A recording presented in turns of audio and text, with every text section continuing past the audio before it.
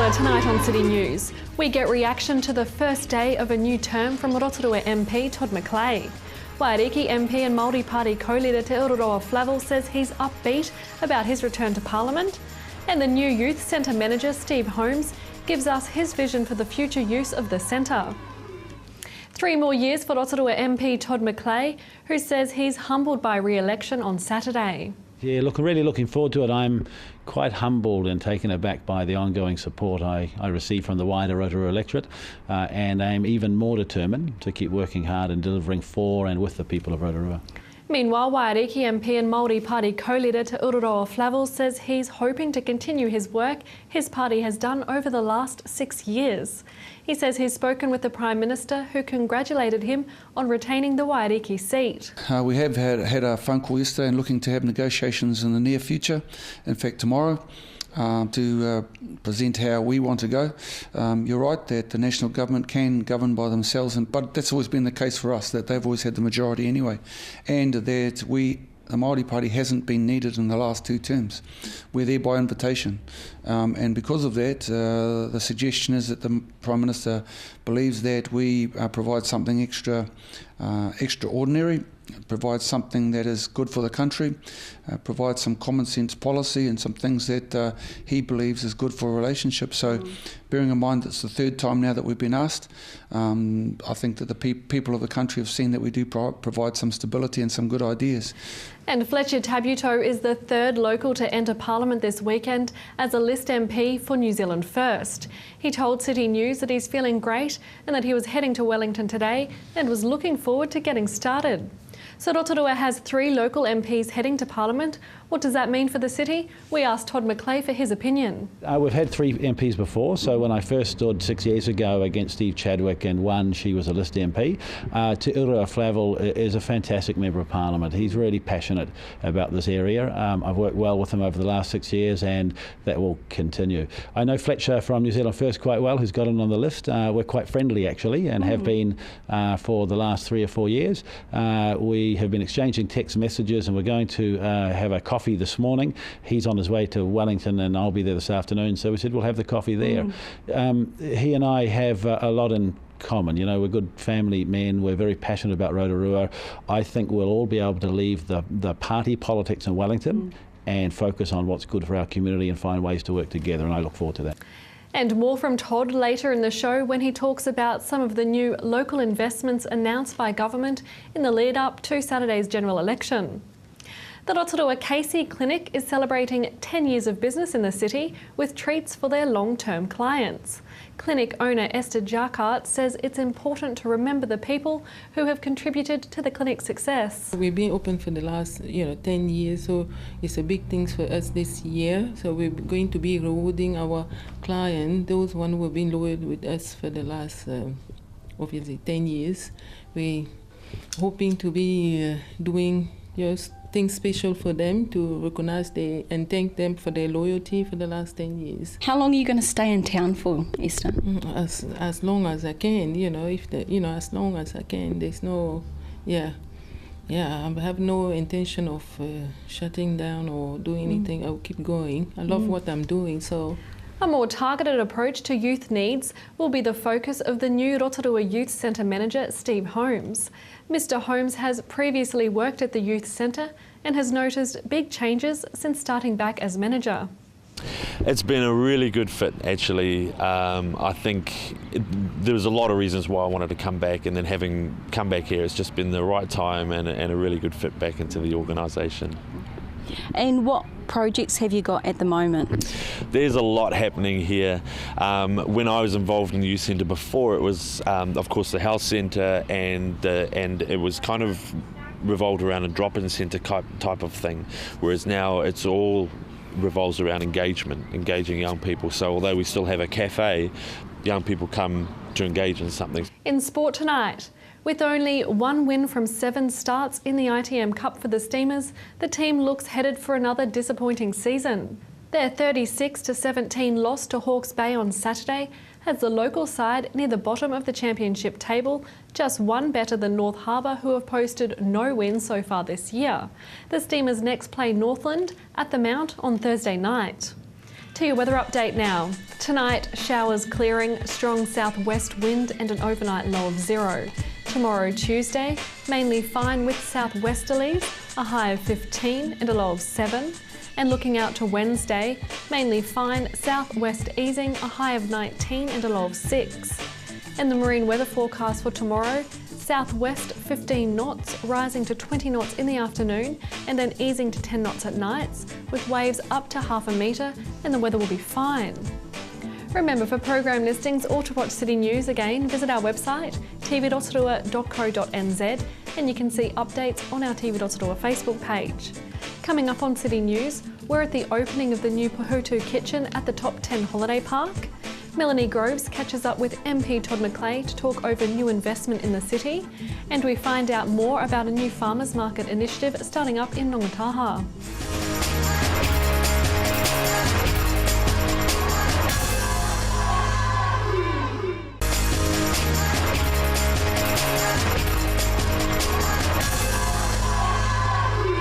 New developments in Rotorua. Today we're at the Top 10 Holiday Park with the opening of their new kitchen in preparation for the influx of new tourists coming up this summer.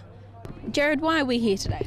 So today's the official opening of our Pahutu lounge and kitchen. It's the 11th of September, and we managed to also get the Honourable Todd McClay down. We had a kitchen that was built in about the 1960s, and it was one of the last buildings we hadn't quite got to upgrading, so you're quite happy it's we've only got one more to do after this one, so very happy it's completed now. So why is it called the Pahutu kitchen? Oh, okay, so the reason we named it that is we wanted to have a little bit of a New Zealand spin on the names, just so when we have the international, because we're very heavily international people coming through, about 70% of our clients, so it's just to give them a bit of an impression of New Zealand, give some questions. They say, oh, what's a Pahutu? So it's kind of from the Pahutu kawa tree, we just shortened it a bit to make it a little more unique, so seems it works well.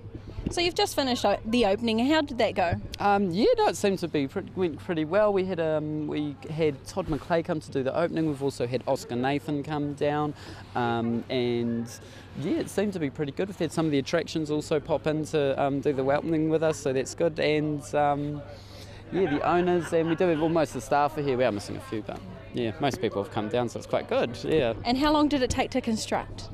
The building was actually built up in Auckland, so it took them about 2-3 months to build it. Then they bring it down on the back of a truck, and it took maybe 2 weeks before we had it operational, and then it was about another month just to finish some of the final touches off. So very happy it's all completed. And your team behind it all? Yeah, we have, so with the business, my parents co-own the holiday park with my wife and I, so we all collectively spent a lot of time in detail getting it right, because you only have one chance at doing these things, so you got to get it right the first time. So, and it is actually the second building that we've had built in Auckland and dropped down here with the same company, so it was a lot easier process this time around. So but it seemed to go well. And you're happy with the finished product?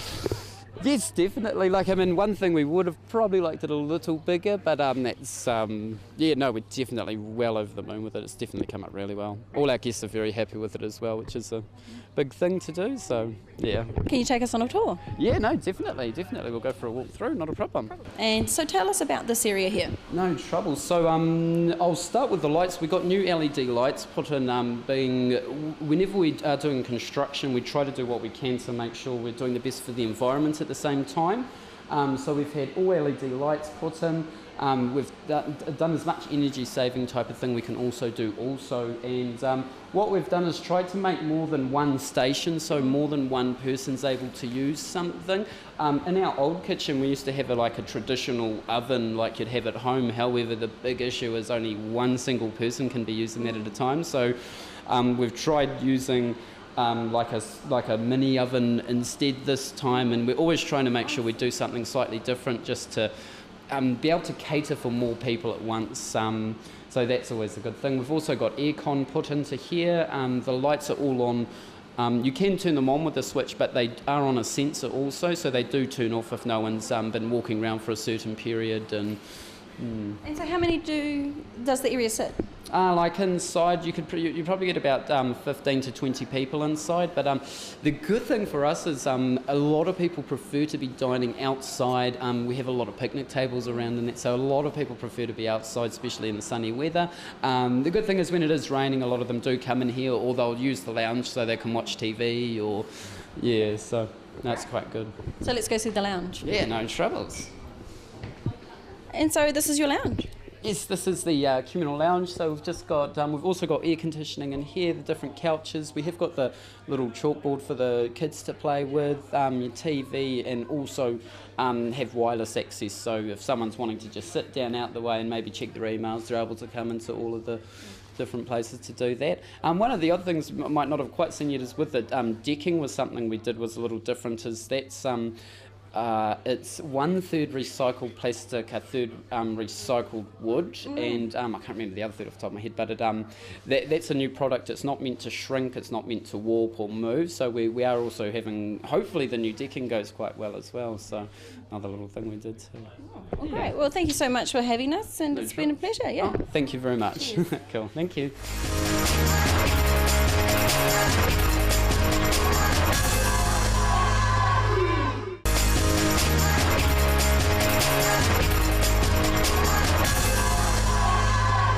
Todd, from the last time we saw you, what is new?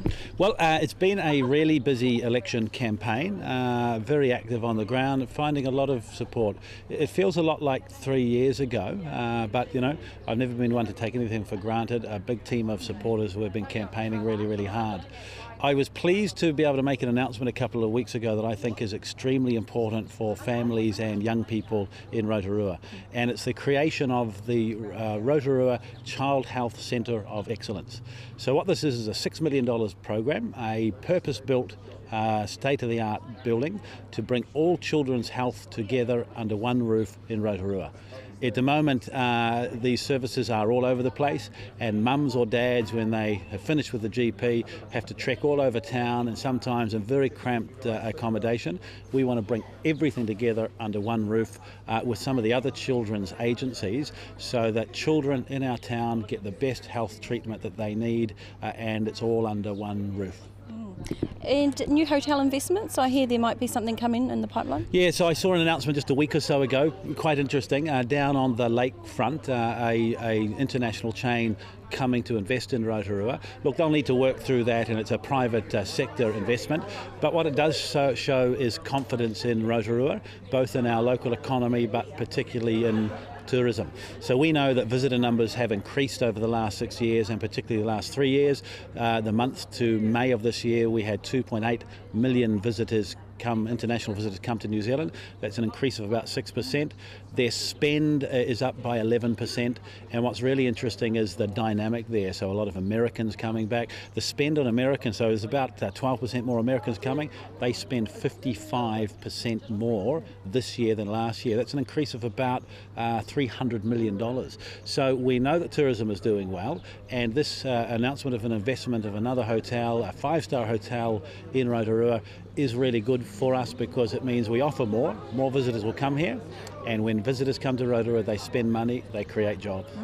So that's the upper end of the scale, and today we're here at the new opening of the kitchen at our Top 10 Holiday Park. What's your involvement here? Well, this is really impressive. So I came to visit them earlier this year when I became the Associate Minister of Tourism, and I was hugely impressed with what I saw. You know, I probably thought that, you know, holiday camps were a bit like they used to be when I was a kid. You stay in a dingy old caravan or a tent that leaks when it rains. These facilities are some of the best in New Zealand, and I would suggest the best in the world. The third greatest group of accommodation providers in New Zealand are holiday parks. There's more than 400 of them in the country. And when visitors come to New Zealand, if they stay in a holiday park, they spend about $3,500 on their holiday, and that's very, very high compared to many other groups. So, you know, families come, backpackers come, all sorts of people come, and they stay in great facilities. So happy to come along today and open this new kitchen. This is fantastic. You know, people actually, it's a bit like being at home. Actually, it kind of has this feel of just preparation for what's to come. Yeah, that's right. And so look, tourism in Rotorua is starting to do really well. There's a lot of exciting things starting to happen. You know, we have the government's $225,000 investment in Gravity Park on Mount Nongataha, a mountain bike facility, to take it to international standard. Not long after we made that announcement and I got to open it, Crankworks, the world's biggest mountain bike festival, has announced they're coming here 3 years in a row starting next year. I hear that some of the cycling teams are going to come and buy real estate in Rotorua and set up here year round because they will train and prepare for this. So, you know, there's some exciting things happening. The famously Rotorua campaign is starting to work very, very well. We just need to keep focused, keep working hard, and make sure that in everything we do it as well as we can. I think it's very optimistic in tourism and job growth in this area for Rotorua. Well, thank you, Todd. It's always good to see you out and about in the community. Cheers, have a good day. Pleasure.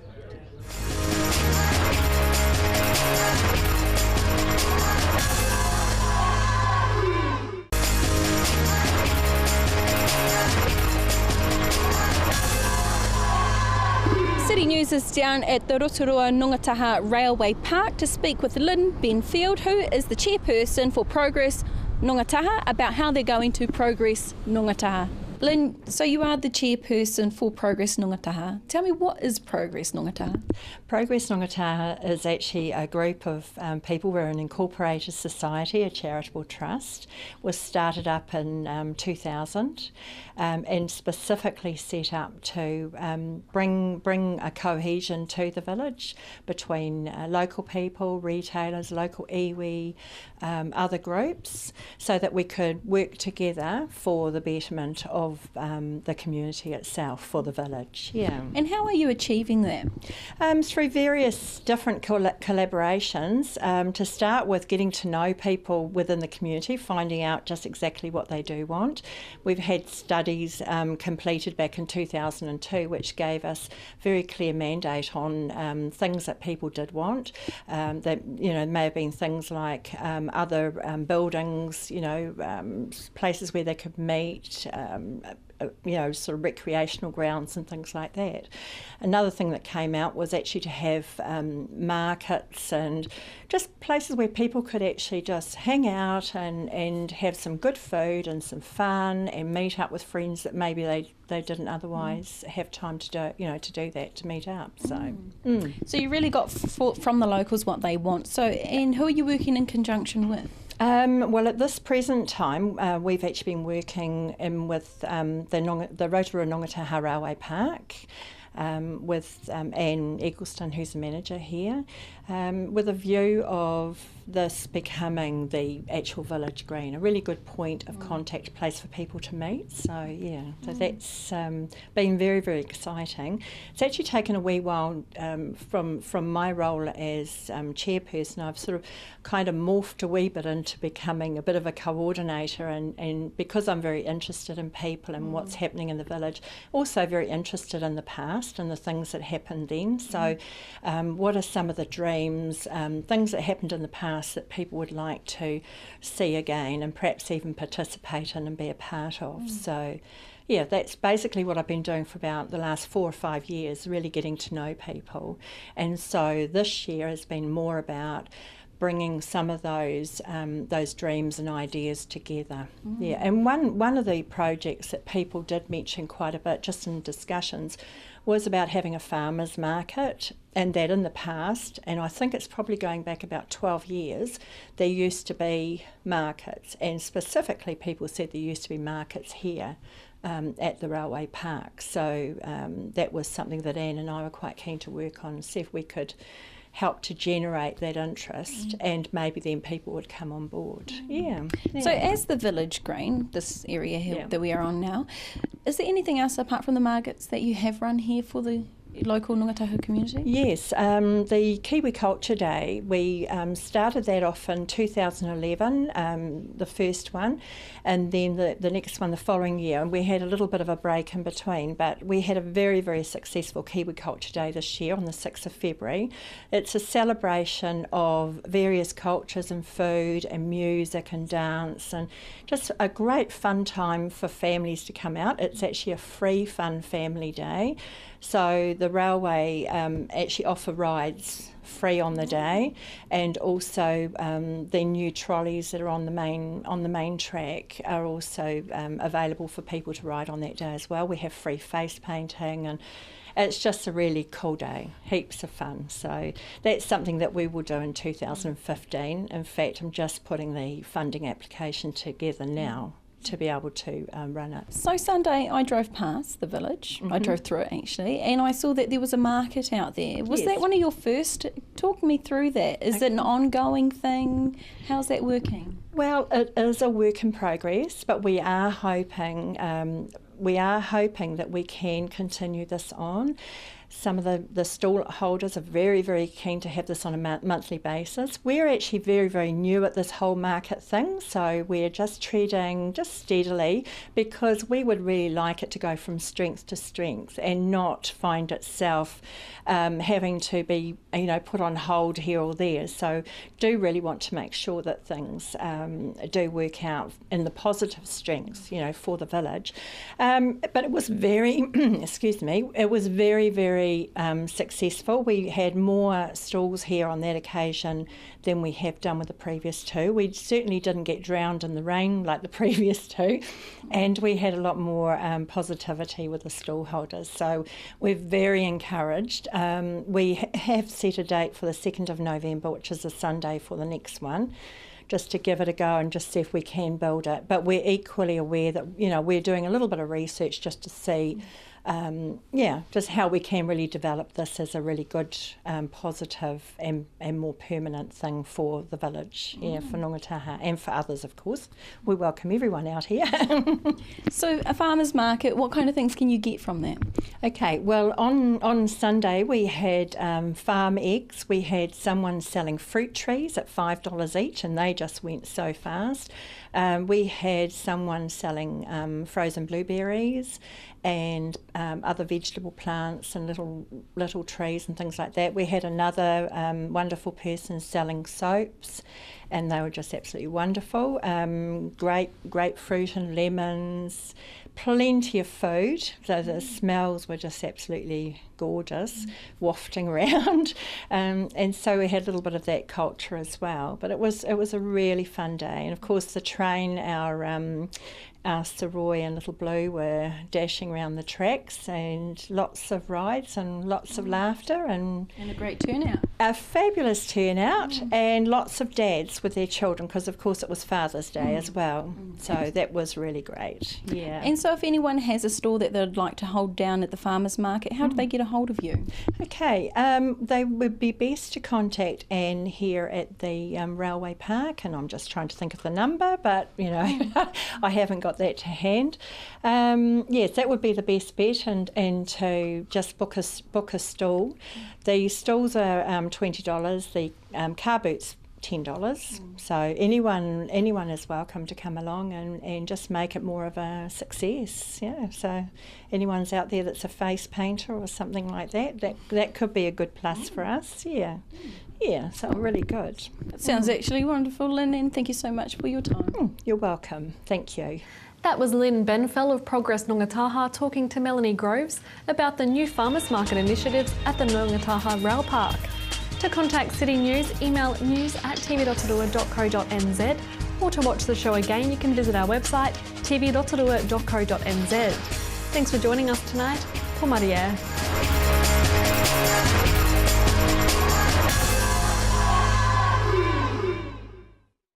Supporting local content so you can see more of New Zealand on air.